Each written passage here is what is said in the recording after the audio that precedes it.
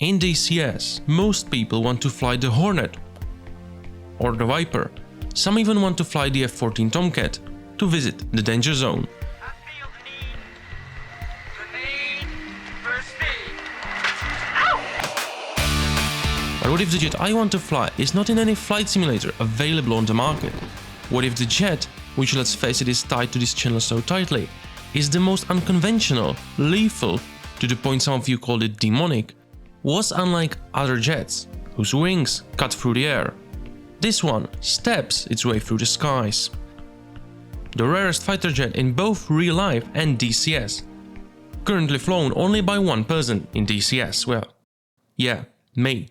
The talk is about the Sukhoi Su-47 Berkut, but by the end of the video, there is about to be a lot more people flying the Su-47 around, so maybe join the Discord and subscribe to this channel. Although I have heard this request is most effective when held at gunpoint, so consider yourself held so.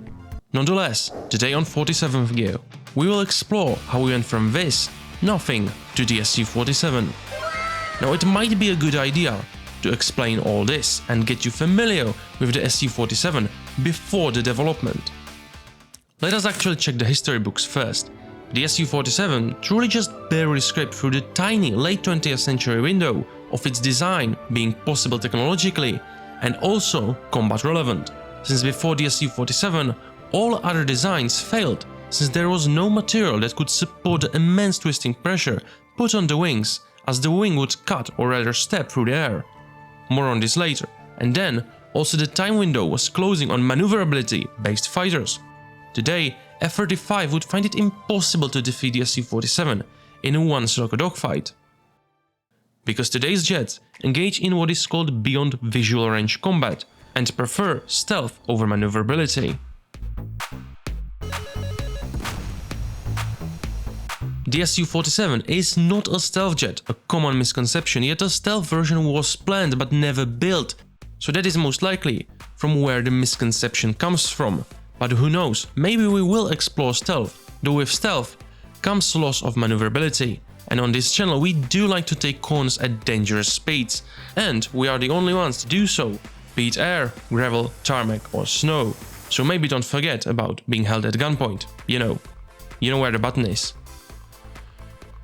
The wing shape allows for exceptional maneuverability coupled with some of the most powerful engines ever fitted to a fighter jet, with power to weight ratio well above 1. The stall behavior of the Su-47.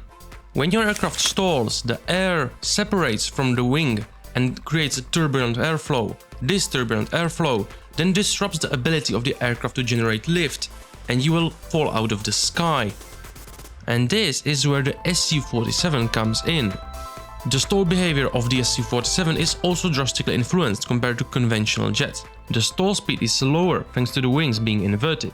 This gets a bit technical, but essentially when a conventional jet like the Su-33 for example is producing lift, the air travels along the shape of the wing, meaning that once you reach low speeds, the high pressure air at the bottom of the wing is traveling both along the way you fly and along the wing shape, meaning that once you get to the tips, the so-called span-wise airflow disrupts the airflow that is going over the ailerons in a straight direction and causes turbulent air, which then means you cannot prevent a stall with any inputs to the ailerons, losing control.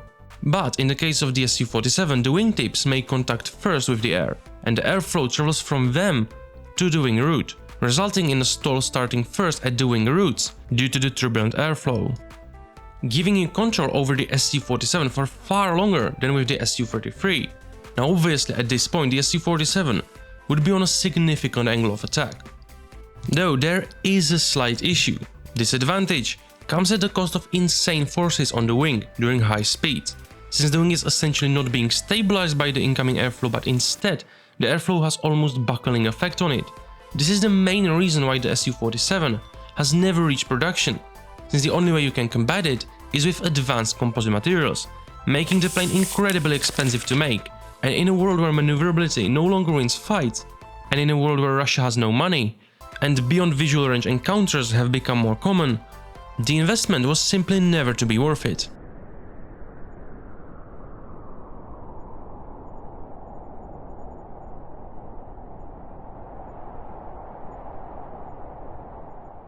This simply means that the Su-47, while still a dangerous threat, cannot take advantage of its greatest ace under the sleeve. Unless you think about Top Gun. Bear with me on this one. The one thing that separates the Su-47 from all planes is the wing shape.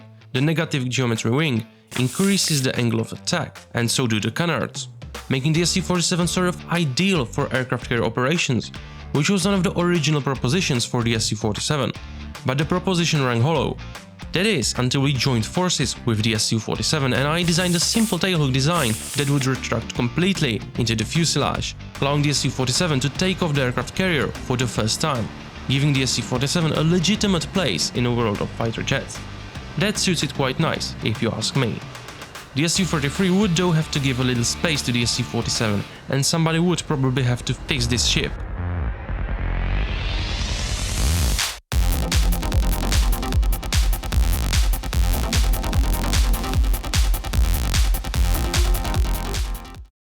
But now, DCS.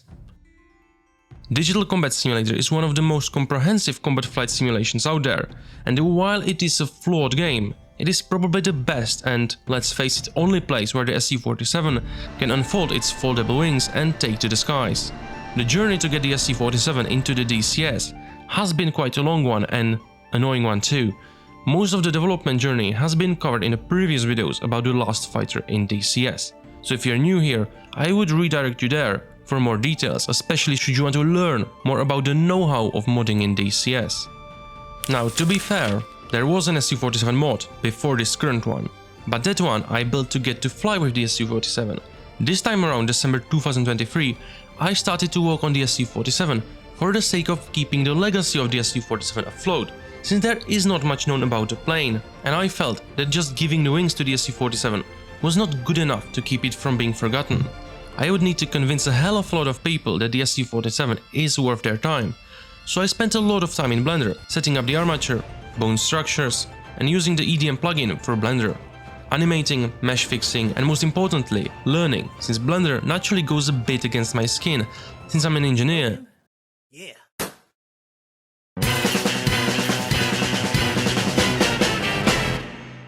I even designed the tailhook in Fusion 360 rather than Blender, but the skills learned I was able to apply on the 3D animations in these videos, so in the end, an endeavor worthy of a pursuit.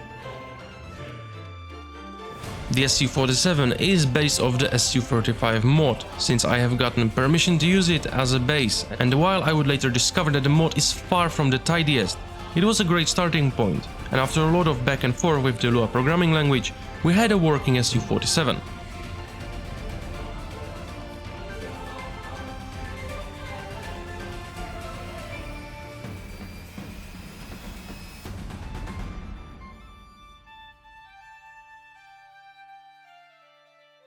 Then weapons. Not my most favorite part about flying, but after establishing the points in Blender to work as pylons and creating my own pylons, this time in Blender, you see, that's called progress.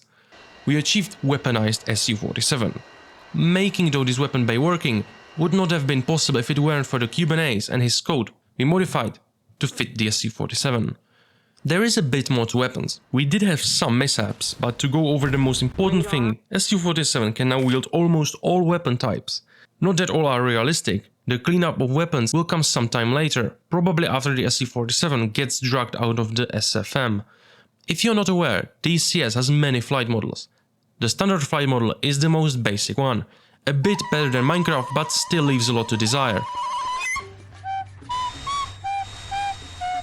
EFM, Extended Flight Model, is our current goal, but it is such a difficult path to walk that it is more of a dream than a destination.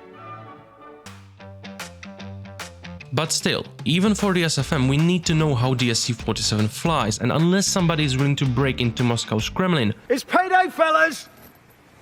I said it's fucking payday, motherfucker! We may be in a bit of a pickle, but there is a solution: computational fluid dynamics. You just load the Su-47 in and get the results. Simple, except it took me 4 months of trial and error with no useful results. For SFM, not so important, but for the EFM, very important, so I will probably have to remodel the entire Su-47 on my own to then hopefully get a valid result. So I developed the flight model off of the Sukhoi fuselage that has already been done and modified it. So now we have a working Su-47. Great. Except a great disaster was about to strike. The Flaming Cliffs 2023 update. Now, on the scale of significance, this update of DCS is basically the Cretaceous Paleogene extinction event. You know, the dinosaurs dying and stuff. Except in world of DCS, all the SFM planes stopped working and needed fixing due to all animations being broken. So while the Chicxulub meteorite, the one that killed dinosaurs, spared at least the turtles and crocodiles, Eagle Dynamics obviously carried no such mercy, not even for something so wholesome as Mr. 47. A sad story, so after hell of a lot of work with modifying the code, kindly provided by VSN, because things like weapons bay, parachute, tailhook weren't working still, and fixing code after Eagle Dynamics shuffles the cards is a bit too difficult if your knowledge of Ulua is very limited and basically none. After a lot of time, the Su-47 was finally working. But the great question that I just have to pose is this, and you will have to bear with me on this one. Most of you probably have no idea, but this channel is also sometimes about rally. Gravel, snow tarmac, crazy machines on forest roads. And when we do go rallying on this channel, the Su-47 has its own livery for the Mitsubishi Lancer Evo 6. So since the channel is called 47thGear and it has been over a year since we had a single Top Gear reference, I reckon it is time for a race. Yeah, this is gonna be good. Definitely better than some dogfight, I promise. Because it's going to be a race between the Su-47 and the Mitsubishi Lancer Evo. But obviously the Su-47 is a supersonic fighter jet, while the Evo goes just over 200 km an hour. So we are going to have to level the playing field in terms of speed.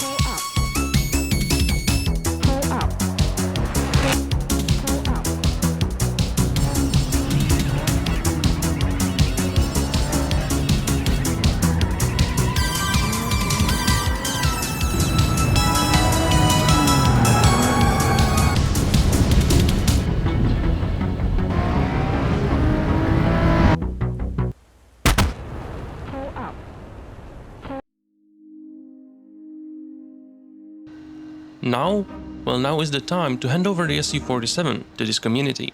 Now some say that the people will criticize the lack of extended flight model, despite it being work in progress now.